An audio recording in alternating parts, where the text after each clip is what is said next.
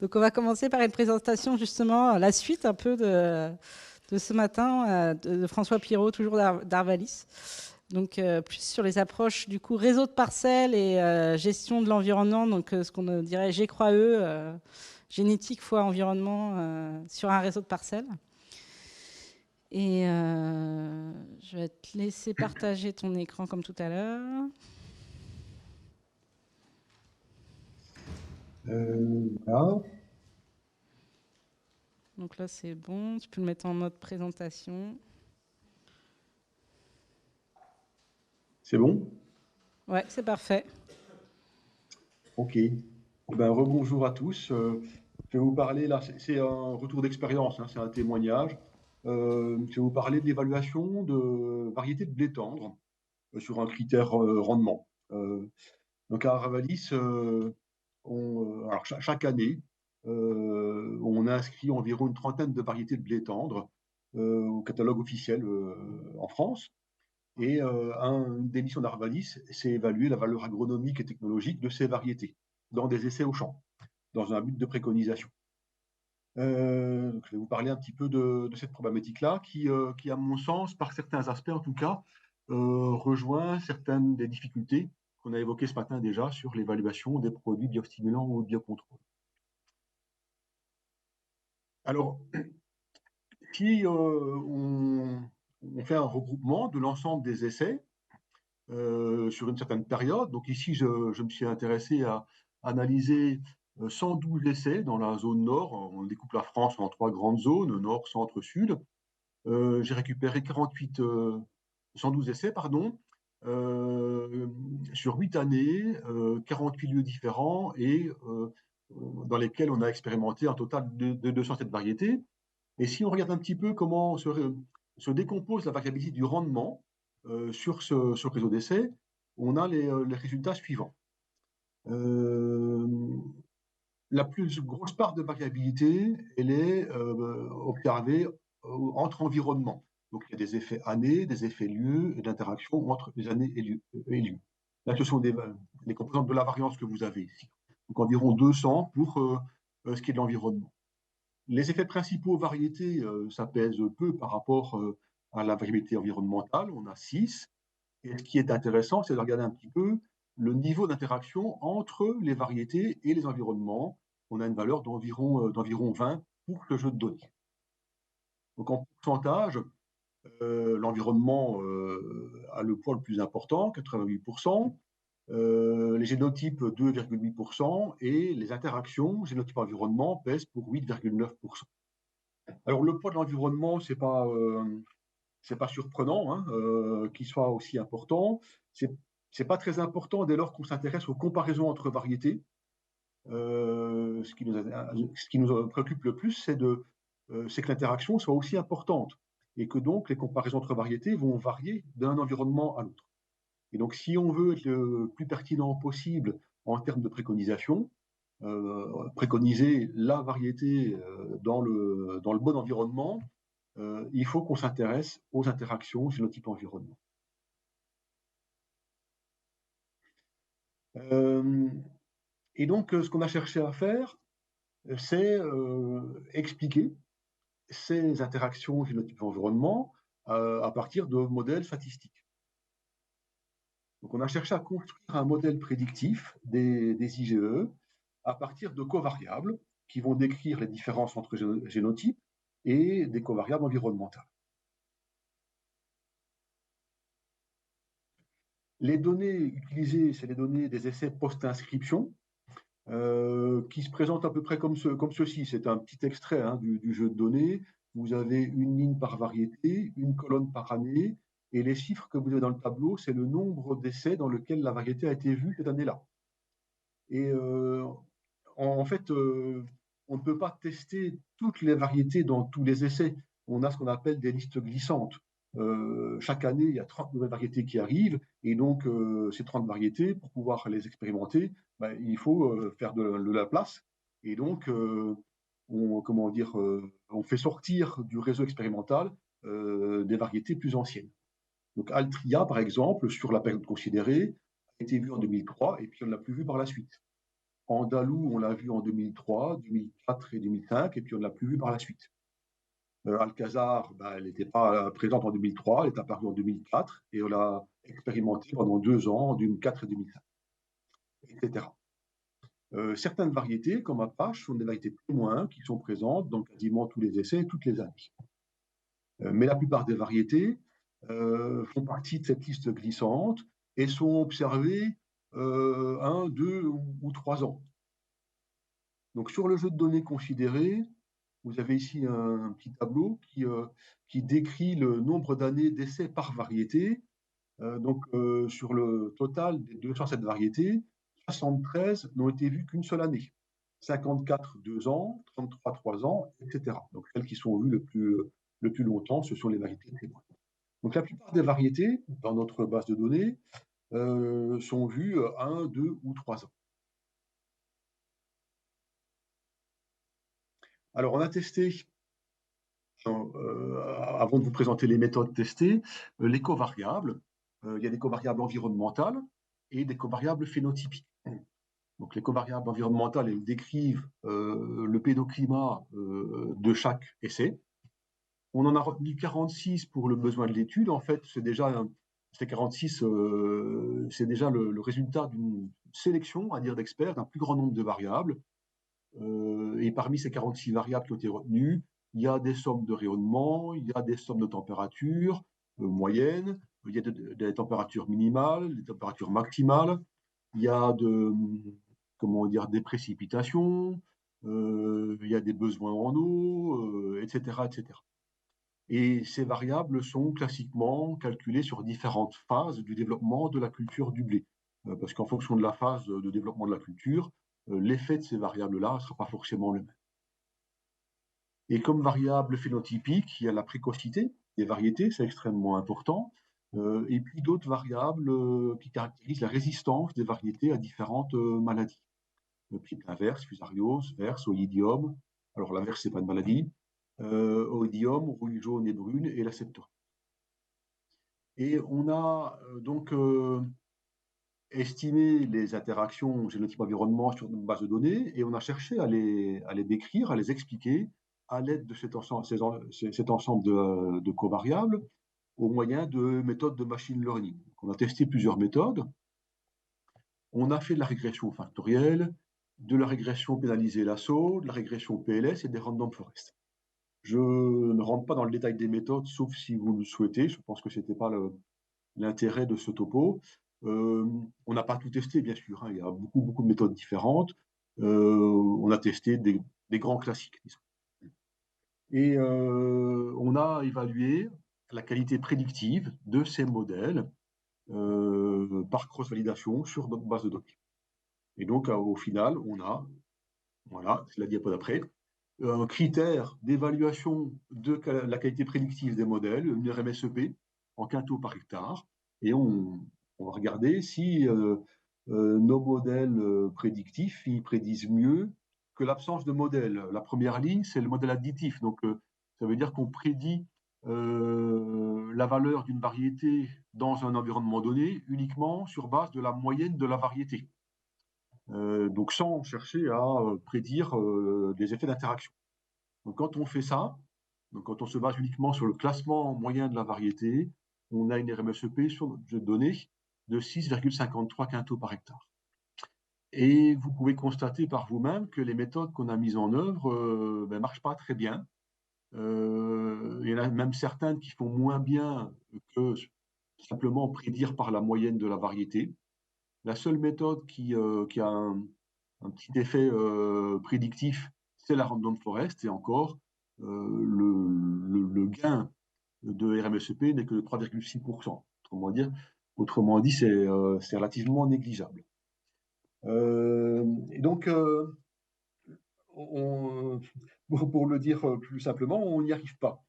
En tout cas, on n'y est pas arrivé sur notre jeu de données. Avec nos méthodes, on n'est pas arrivé à expliquer les interactions génotype-environnement. Et donc, on s'est posé beaucoup de questions sur pourquoi ça n'a pas marché. Et c'est un petit peu ce que je voulais partager avec vous cet après-midi. C'est les hypothèses qui pourraient expliquer pourquoi ça n'a pas marché. Et puis, bah, du coup, comment il faudrait faire si on voulait faire des modèles prédictifs un peu plus pertinents par la suite. Alors, on a identifié quatre hypothèses qui pourraient expliquer pourquoi ça ne marche pas bien. À mon sens, il y en a certaines qui sont plus vraisemblables que d'autres. Je vous donnerai mon sentiment là-dessus au fur et à mesure. Première hypothèse, c'est qu'on n'a pas les bons modèles.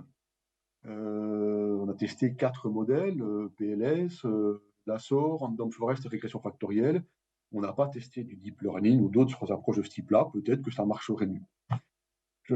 Bon, je ne suis pas complètement convaincu que ce soit un problème de modèle. Je pense que s'il y avait des choses à voir, on les aurait vues, même si on n'a pas utilisé le meilleur modèle possible.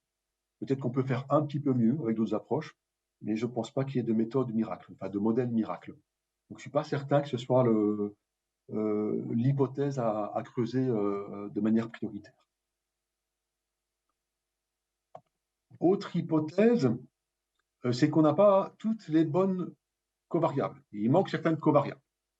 Il pourrait manquer des covariables environnementales, il pourrait manquer des covariables génotypiques. Je ne vous l'ai pas dit, mais les essais post-inscription, en tout cas ceux qui sont dans cette base de données-là, qui a été analysée, sont des essais qui sont conduits de telle manière qu'on évite tous les stress biotiques, autant que faire se peut. Donc, ils sont protégés contre les maladies, ils sont désherbés, on évite qu'il y ait de l'averse, etc. Dans certains cas, la protection peut être pas complètement efficace. Il peut quand même y avoir des maladies qui se développent sur ces essais. Et quand il y a de la maladie qui se développe, c'est pas forcément noté dans les essais. Et donc, du coup, on n'a pas cette information-là sur la pression maladie que l'essai a subie, parce qu'en théorie, ça ne devrait pas arriver. Donc, il pourrait manquer ce type de covariables ou d'autres covariables qui caractériseraient des stress abiotiques. C'est possible. C'est possible, c'est peut-être pas de nouveau, à mon avis, hein, l'hypothèse à creuser en priorité, parce que je pense que nos experts en écophysiologie, ils ont une bonne connaissance de comment on pousse du blé et ils ont entre guillemets ratissé large et identifié l'ensemble des covariables potentiellement ayant un effet sur le rendement du blé. Une troisième hypothèse, qui est à mon avis est plus une hypothèse qu'il faudrait prendre en compte, est qu'on n'a pas forcément observé nos variétés, ou en tout cas certaines d'entre elles, voire la majorité, dans une plage d'environnement extrêmement variable. Pour mettre en évidence l'interaction, ben, il faut que les variétés soient soumises à des environnements différents. Et quand on observe les variétés à 1 an ou 2, voire 3, on peut passer à côté de certaines choses. Pour illustrer ce que je vous raconte là, je voudrais vous montrer uniquement ce qui se passe sur 2 variétés, qui sont 2 variétés témoins qui sont présentes dans quasiment tous nos essais, toutes les années. Il s'agit de Apache et Caporne. Et ce que vous avez représenté sur ce graphique, c'est l'écart de rendement entre Apache et Caporne calculé en moyenne chaque année sur la base de données que je vous ai présentée. Le petit point, c'est l'écart moyen entre Apache et Caporne, et la fourchette, c'est l'intervalle de confiance. Vous voyez que les 4 premières années, 2003, 4, 5 et 6, l'écart est en faveur de Caporne, et à peu près constant. Donc, pour le dire autrement, il n'y a pas d'interaction entre variétés et années, puisque l'écart entre les variétés est plus ou moins le même, quelle que soit l'année. Et si on regarde ce qui se passe en 2007, 8, 9 et 10, on arrive à une conclusion complètement différente, qui est que l'écart est en faveur de Apache. Donc on met en évidence de l'interaction entre les variétés et les années. Mais pour mettre en évidence cette interaction, ben, il a fallu observer les 2 variétés pendant 8 ans. Donc si dans notre base de données, on a la chance d'avoir une variété présente 2 ans et présente 2 années, les 2 années du milieu, là, on va mettre en évidence l'interaction. Mais si on a moins de chance, on va tomber dans des années où on ne sera pas en mesure de montrer de l'interaction, sans doute parce que il y a un manque de variabilité environnementale sur les années observées. Mon expérience, c'est que les réseaux d'essais d'évaluation variétale dans lesquels on cherche à décrire l'interaction et pour lesquels on arrive à des conclusions intéressantes sont des réseaux d'essais dans lesquels déjà on a toutes les variétés dans tous les essais, ce qui n'est pas le cas ici, hein, puisque c'est des listes glissantes, il y a beaucoup de trous, en moyenne il y a 80% de trous dans nos bases de données. Donc non seulement on a toutes les variétés dans tous les environnements, mais en plus de ça, ce qui marche bien, c'est les réseaux qui sont à l'échelle européenne, où vous avez des essais en Espagne, en France, en Angleterre et en Pologne. Notre réseau franco-français est encore limité à une région donnée en France, à mon avis, présente trop peu de variabilité que pour pouvoir mettre en évidence facilement, en tout cas, de l'interaction entre les variétés et puis des stress abiotiques. Et puis, quatrième hypothèse, qui pourrait expliquer pourquoi nos modèles ne marchent pas bien, cette hypothèse, elle est liée à la précision de la mesure des covariables environnementales. Donc, nos covariables sont supposés caractériser ce qui se passe au niveau d'un essai, donc que ce soit des températures, ou des précipitations, ou des stress hydriques. Alors, pour les températures, probablement qu'on n'y arrive pas trop mal, même s'il n'y a pas une station météo au pied de chaque essai. Les températures, c'est un paramètre climatique qui s'interpole relativement précisément. Il n'en est pas de même pour tout ce qui est précipitation. Et donc, ce qui est lié aux précipitations, c'est les stress hydriques, et donc qui sont en interaction avec le type de sol. Donc, il faut caractériser à la fois la quantité de pluie qui tombe sur un essai, ce qui n'est pas forcément évident s'il n'y a pas de station météo proche de l'essai, notamment en cas de pluie orageuse. Et puis, il faut aussi caractériser le sol, la réserve utile du sol.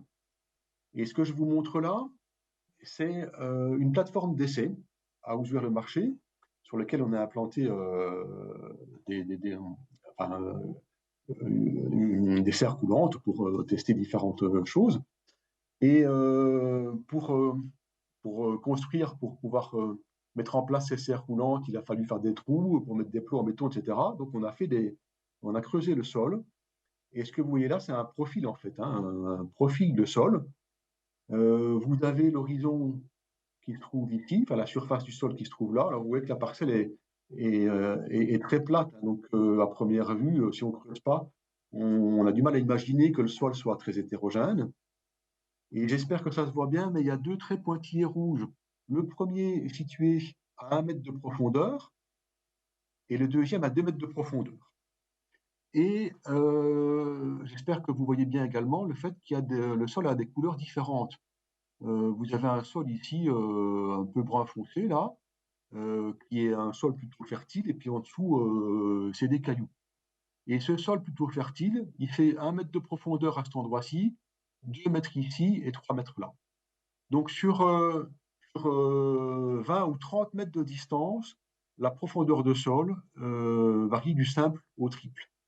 Donc dans ces conditions-là, ce n'est pas facile de caractériser une réserve utile sur une plateforme d'essai. Et c'est sans doute une des raisons, pour moi c'est les deux dernières raisons, les deux dernières hypothèses que je vous ai présentées sont les hypothèses principales, à mon sens, qui expliquent pourquoi on n'a pas réussi à capter, à décrire cette interaction génotype-environnement. Donc la quatrième raison, c'est sans doute la difficulté qu'il y a à caractériser finement l'environnement dans lequel on fait les essais. Voilà un petit témoignage sur l'évaluation variétale. Merci pour votre attention.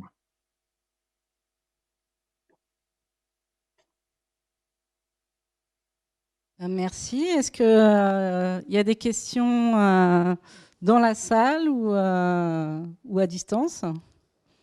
C'est la reprise, on est sur la digestion, donc ce n'est pas facile. Hein.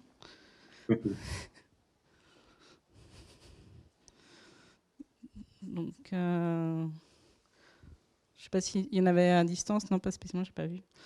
Moi, j'avais peut-être plus des questions par rapport aux approches qui sont faites en G3E, mais plus habituellement, c'est quelque chose qu'on fait en génétique, en serre, et c'est parce que les écophysiologistes vont jusqu'à modéliser presque les phénotypes pour ne pas avoir à les phénotyper. Est-ce que c'est quelque chose qui peut s'envisager à terme sur du terrain, ou c'est quelque chose qui sera fait vraiment, vaut mieux d'abord faire ce type de modèle G3E dans des serres hyper contrôlées, hyper technologiques, et combiné à d'autres approches sur le terrain pour compléter? Ces approches existent, hein, donc effectivement, moi je vous ai présenté des approches statistiques, hein, pour décrire les interactions, mais il y a des approches plus mécanistes, hein, qui décrivent le fonctionnement des cultures en prenant en compte dans ces modèles-là des paramètres phénotypiques. Oui. C'est des choses qui existent, qu'on a pu tester aussi par ailleurs, notamment sur tournesol, avec des résultats qui ne sont pas forcément beaucoup plus performants que ce que j'ai pu vous montrer. Mais bon, c'est juste... voilà. J'ai une question dans la salle. Je ne sais pas s'il faut généraliser cette conclusion. Bonjour, donc, Olivier No. Je voulais savoir si finalement 46 variables, c'était pas beaucoup trop peu pour le climat. Et donc savoir si c'était envisageable de mettre par les données brutes, mais pas loin, quoi. C'est-à-dire, mais est-ce que c'est réaliste d'essayer de construire des agrégations sur mesure, justement, qui dépasseraient l'expertise? Parce que, comment dire, l'expertise, il y a un fort lien avec les questions de millésime, précisément. Donc, c'est-à-dire qu'on reste, quand on est sur un millésime, on est sur simplement... c'est pas le millésime n'est pas qu'une explication, c'est une manière de nommer une explication incomplète sur le climat. Donc, voilà, est-ce qu'il n'y a pas des moyens de découvrir avec de la chimiométrie ou je sais pas quoi, des méthodes où on peut prendre des variables très, très corrélées entre elles, quoi? Alors, c'est vrai que dans les approches en tout cas qu'on met en œuvre à Arvalis classiquement, c'est pas purement statistique, c'est pas purement mécaniste. En tout cas, dans ce que je vous ai montré, c'est un peu un mélange des deux, dans le sens où les covariables qui sont retenues sont basées sur la connaissance qu'on a du fonctionnement d'un champ de Brie. Donc il y a une grosse partie même d'expertise qui est injectée au moment de la définition et du choix des variables. On n'a pas testé les approches où on prendrait effectivement les températures, précipitations quotidiennes. Peut-être que c'est à tester. Est-ce qu'il y a d'autres questions? Sinon, on va passer à Davidé qui va nous présenter un peu le dispositif LaCage.